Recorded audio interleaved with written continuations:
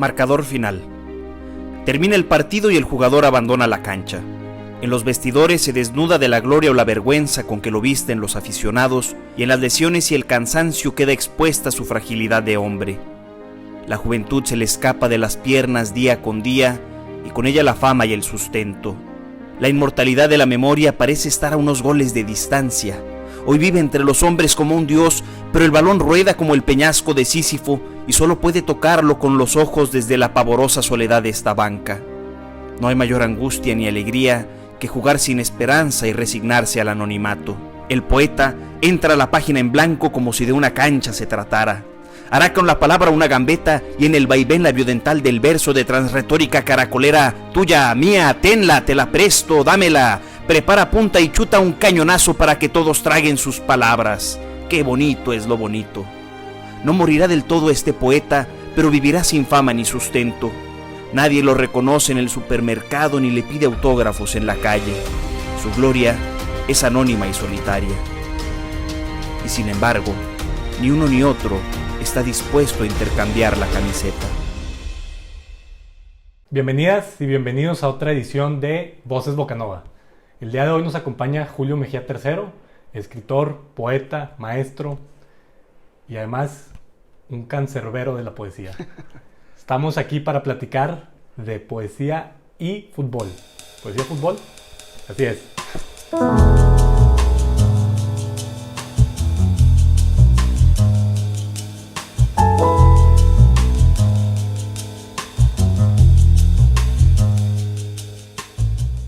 Julio, muchas gracias por estar aquí con nosotros.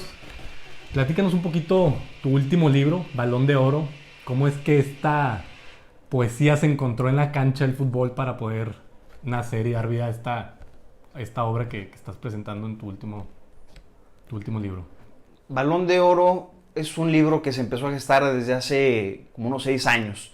Empecé yo a experimentar con poesía que entablara diálogo con productos culturales o manifestaciones culturales de los distintos niveles. Poesía y mercadotecnia, publicidad, fútbol. Con el paso del tiempo caí en cuenta que esos poemas sueltos que llegué a escribir podían extenderse, podían ampliarlos hasta convertirlo en un libro. Armé un proyecto que sometí al Centro de Escritores de Nuevo León y en 2016 fui beneficiado con la beca, y todo ese año me dediqué a escribir el libro. El tema de fútbol y poesía para mí es una relación un poco complicada, porque yo no soy aficionado al fútbol, pero vivo en un contexto en el que a todo mundo le fascina, es una parte muy importante de sus vidas. Incluso en mi contexto familiar, mi papá es muy aficionado al fútbol, mi abuelo muy aficionado al fútbol también. Él llegó a ser entrenador de fuerzas básicas de Pumas, fundador de Pumitas, y en la familia hay pues Memo Vázquez, que fue jugador profesional, director técnico, también forma parte de la familia de mi padre, y es un libro que escribí también para hacer las paces con ese tema. O sea, es una manera, digamos, de que pudieras participar en esta fiesta mexicana, en esta fiesta cultural que es el deporte y, desde luego, el más enraizado en nuestra cultura, que es el fútbol, ¿no? Sí, desde luego. Desde que yo era niño me sentía excluido de esa celebración, de esa gran fiesta, y no quería convertirme en una de esas personas que criticaran el deporte. Creo que esa es una postura muy antiintelectual, muy elitista, muy aristocrática. Yo creo que una persona sensible a la cultura tiene que aprender a apreciar todas las manifestaciones culturales y pues tiene que hacer su mundo más amplio en lugar de más pequeño. No, y sobre todo a mí lo que me fascinó del libro es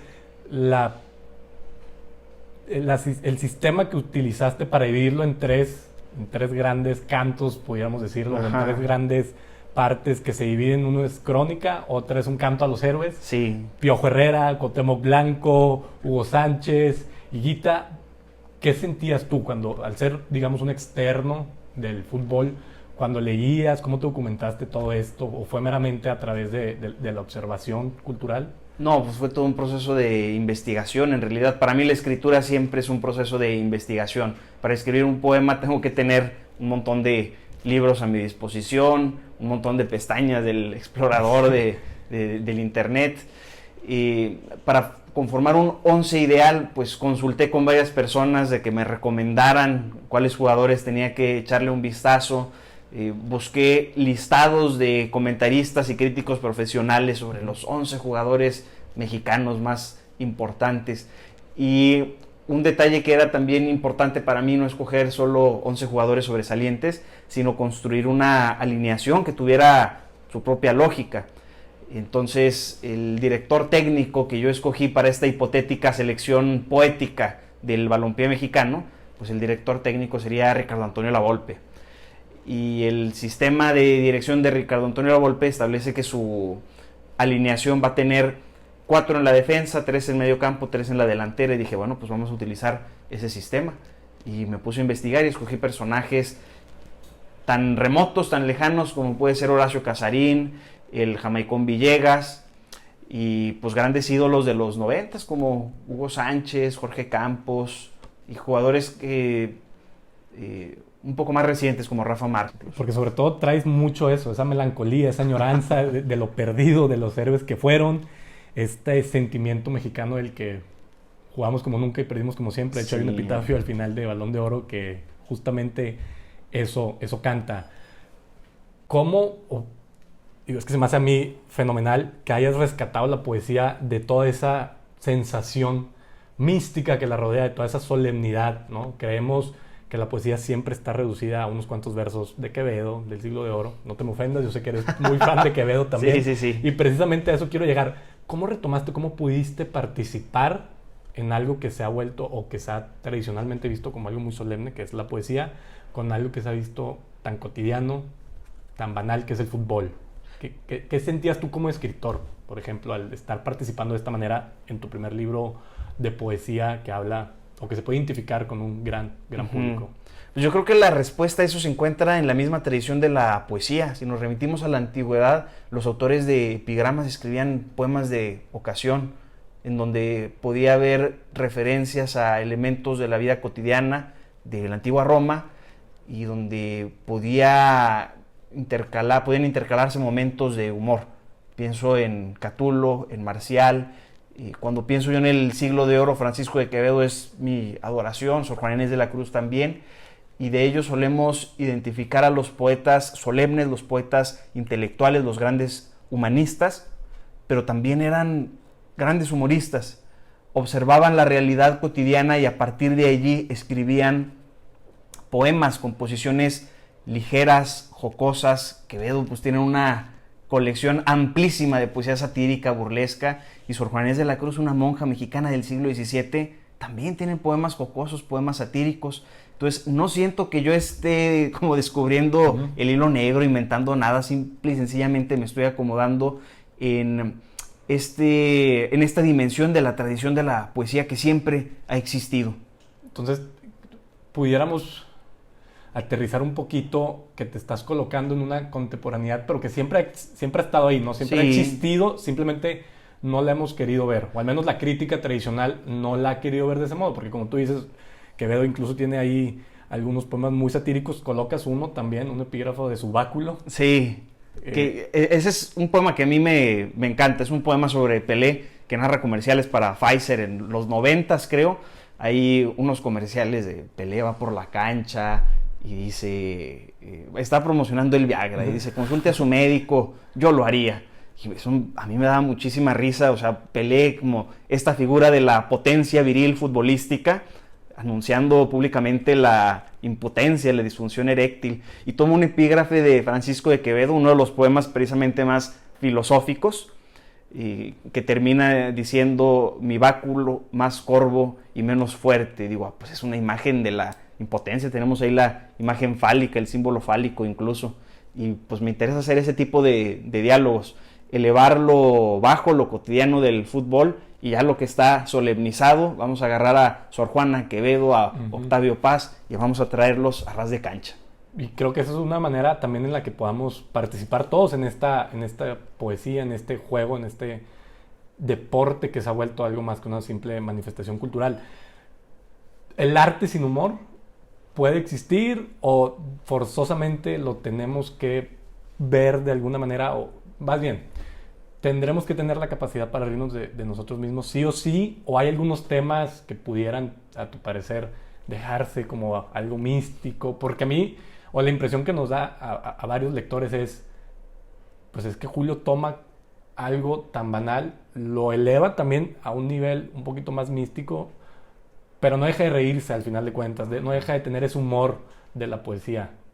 Y para mí la risa es algo muy importante, la diversión. Creo que era T.S. Eliot quien consideraba la poesía como una forma de entretenimiento, muy elevada, aristocrática o elitista si quieres, pero análoga a ir al cine. Yo pienso que así también tendríamos que experimentar la poesía. Yo no siento que haya que reducir a la poesía tiene que ser esto o tiene que ser esto otro. La poesía es el espacio máximo de libertad. Puede ser esto otro, pero no tiene que ser absolutamente nada. Sobre todo, y Octavio Paz, justo ahorita que lo mencionabas, también decía que se nos ha escrito de muchas maneras, ¿no? Pero al final de cuentas somos el animal de la sonrisa. Sí. Entonces, si no podemos sonreír, si no podemos reírnos, creo que no tenemos ni siquiera capacidad para ver el arte. Y eso es algo que también estás haciendo en este libro, que estás viendo la forma poética del fútbol de una manera en la que pocos lo han querido ver.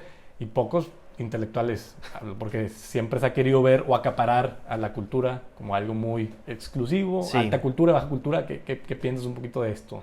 Ay, esa discusión de alta cultura y baja cultura me parece muy aburrida. Pensamos alta cultura y baja cultura como si hubiera niveles y pudiéramos pasar de la baja a la alta, pero no es así como funciona. Son dos distintos niveles que muchas veces ni siquiera se tocan. La cumbia tiene un nivel de complejidad técnica que un concertista profesional de piano tal vez no pueda comprender y viceversa. No hay que ver una cosa como menor o mayor. Creo que hay que aprender a apreciar tanto la llamada alta cultura como las culturas populares, y de todo podemos aprender.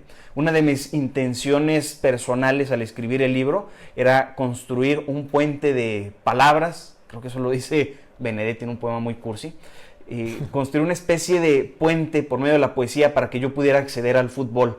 Y lo que es maravilloso de los puentes es que pueden cruzarse en ambas direcciones. Está el puente allí, entonces un aficionado al fútbol puede acercarse al libro y terminar aproximándose también a la poesía. Sí, que fantástico lo que hace ese libro. O sea, yo creo que lo lograste a la perfección y pudiera tener una función, o sea, tiene que tener una función forzosamente más bien. El arte, la poesía, tiene que servir de algo. ¿O cuál es el punto de participar, de crear todas estas manifestaciones? Porque no sé, siento yo que nos hemos vuelto a lo mejor también un poquito holgazanes para apreciar el arte. Pero tendría que tener algún punto más que el simple júbilo, más que la dicha, porque últimamente el fútbol es un placer, es un gozo, y sabemos que no deja de ser una forma de entretenimiento, que se ha vuelto más negocio que entretenimiento, quién sabe. Esta manera de participar con la poesía, ¿intentas rescatar algo al respecto de simplemente placer, simplemente gozo? Yo creo que la poesía y el arte es búsqueda constante. Cuando alguien pregunta qué es poesía, pues no existe ninguna respuesta. Por eso la gente sigue escribiendo poemas. En cada poema se está reinventando la poesía como si fuera algo nuevo. Y yo creo que por allí va la cuestión, al menos para mí. Escribo el libro Balón de Oro como un ejercicio personal, una búsqueda de la belleza, del deporte, algo que a mí me repelía, pues trataba de comprenderlo.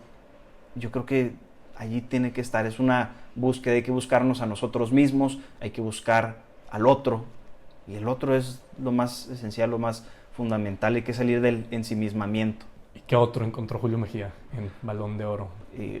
Cuando salgo ya a comer o cenar con mi esposa, vamos a los restaurantes, prenden las pantallas y que siempre hay un partido de fútbol. Antes siempre me encerraba en mi mesita y mi mundo era ese.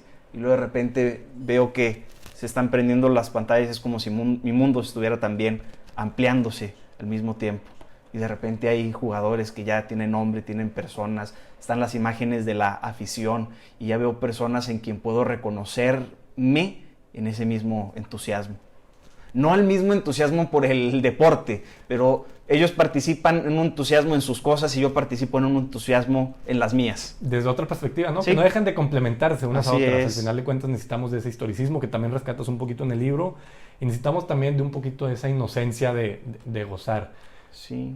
¿Y qué seguirá para Julio? ¿Qué sigue después de Balón de Oro? ¿Qué territorios a qué cancha te vas a meter ahora? Estoy pensando y trabajando ahora en una colección de ensayos, de manera un poco desorganizada, algunos sobre cómo leer y aproximarse a la poesía, algunos que ofrezcan algunas lecturas muy particulares de textos que me gustan, y en poesía el próximo proyecto que tengo en mente es muy distinto a Balón de Oro. Me interesa hacer una traducción poética de El mundo como voluntad y representación, el gran tratado filosófico de Arthur Schopenhauer, traducir ese tratado filosófico a una colección de poemas.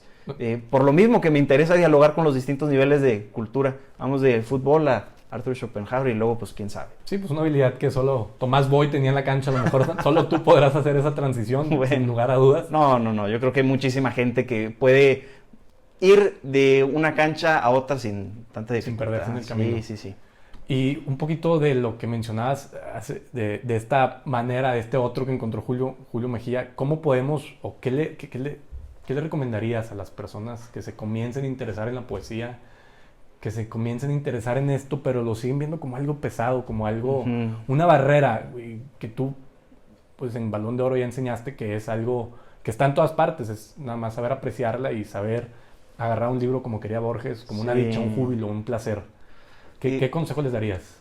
Híjoles, Octavio Paz escribe en un ensayo que la culpa por el desprecio generalizado que se tiene hacia la poesía es responsabilidad tanto de editores como educadores, maestros universitarios o de niveles más básicos que no saben leer poesía y que por lo tanto no saben imprimir ese gozo, y editores que no quieren apostar por la poesía, creen que no es redituable y deciden no apostar por los libros.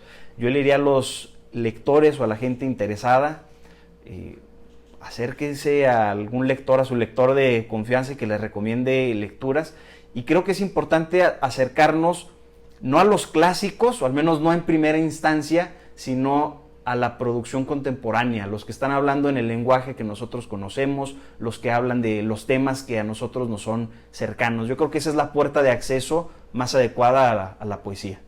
Sí, sin lugar a dudas. Y para cerrar, pues agradecerte primeramente, Julio, a la audiencia también, y acérquense a Balón de Oro, encánchense, tomen el balón como si fuera propio, porque este juego que nos ha regalado Julio es invalorable.